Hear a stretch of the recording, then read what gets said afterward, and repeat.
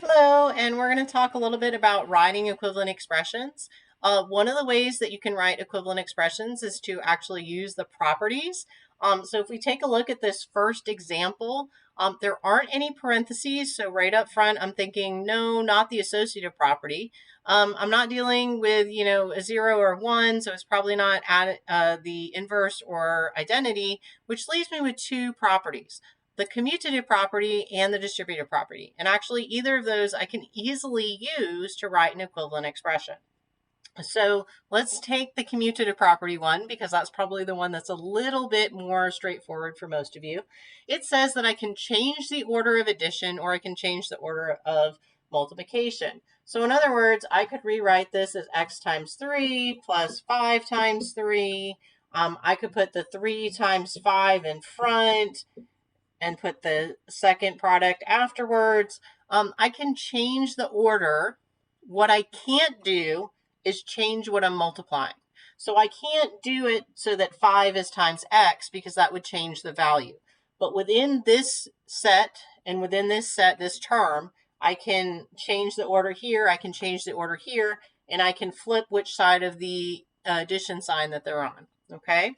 When I talk about the distributive property, this is a case where you have stuff, you have like the second, it's already been distributed, and you're trying to kind of write it in the other form.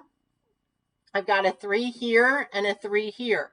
Since I'm multiplying both things by 3, I can do it individually and add, or I could move that to the outside and add the other two things together first and then multiply by 3.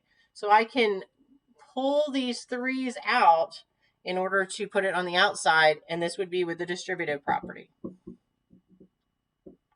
Okay, and again, these two examples we're using the commutative property. So there's a lot of times more than one way in order to rewrite an equivalent expression.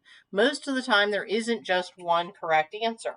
Now, obviously, if you're doing something that's multiple choice, there may only be one option, but you have to understand that there's different ways that you can write it. So let's look at another example of writing equivalent expressions. If I had something, say, like -8 minus -2x plus 4. Okay. Now, I do have the opportunity to use the commutative property in here, but not by switching like these around inside here. It's multiplication. But one of the other things you notice is there's a double negative.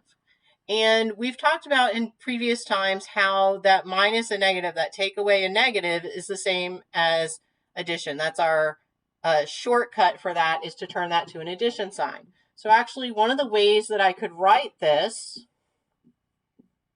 would be like this.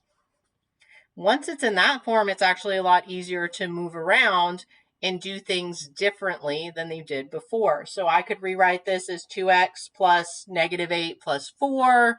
I can change it in those sorts of ways. The other thing that's a little bit funny, let's say I took just this part. Well, right now I can't use the distributive property per se, but isn't 4 2 times 2? If I take this and I rewrite this as 2 times 2 instead of 4, now suddenly I've got a 2 here and a 2 here, and I can actually pull that out and rewrite that as 2 times x plus 2. Now that's getting a little bit fancier than probably what you're going to be dealing with right now, but it is possible to rewrite it that way as well, okay? What I would focus on is things that you can use the commutative property for, things that you could use the distributive property for. And in some cases, especially when you have a minus and negative, changing that to a plus sign, because then that gives you a lot more freedom on where you're moving things and doing that. The other thing might be actually combining stuff.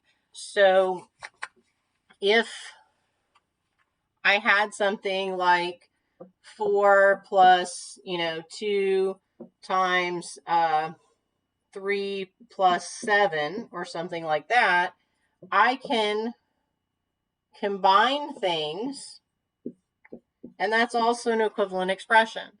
So it may be something where you're using the properties, it may be dealing with negatives and actually changing them to addition problems, or it may be that you're simply combining stuff together to get an equivalent expression. Remember, equivalent means equal to, so it's something that has the same value. There's a bunch of different ways that you can change expressions in order to get something to be the same value. And so it's looking at the example and seeing, hey, what can I do here in order to change it? Okay, I hope this helps, and I'll talk to you soon.